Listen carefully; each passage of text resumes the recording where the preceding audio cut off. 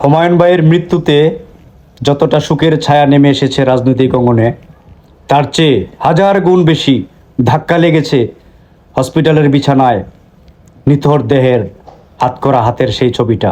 অতি দ্রুত এই ছবি দেশ বিদেশে সামাজিক যোগাযোগের মাধ্যমে ছড়িয়ে পড়েছে। নেটিজেনদের মনে ধাক্কা লেগেছে, আর লাগবেই না কেন। এই রকম ছবি গত শত বর্ষেও একটাও দেখা যায় নাই। এই যেন সম্পূর্ণ মানবাধিকার লঙ্ঘন।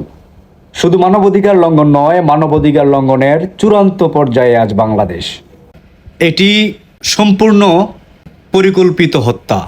এটি ডক্টর ইউনূসের মেটিকুলাস ডিজাইনের হত্যার অংশ বলা যায়। চিকিৎসার নামে প্রহসন। ৭১-এর রণাঙ্গনের বীর মুক্তিযোদ্ধা, বর্ষিয়ান রাজনীতিবিদদের জীবন যদি অন্তিম পর্যায়ে এসে হসপিটালের বিছানায় বেডশিট না পাওয়া যায়, হাতে হাত করা থাকে, এর চেয়ে লজ্জা আর দুঃখজনক কিছুই বাংলায় হতে পারে না। আমরা এই হত্যার বিচার চাই।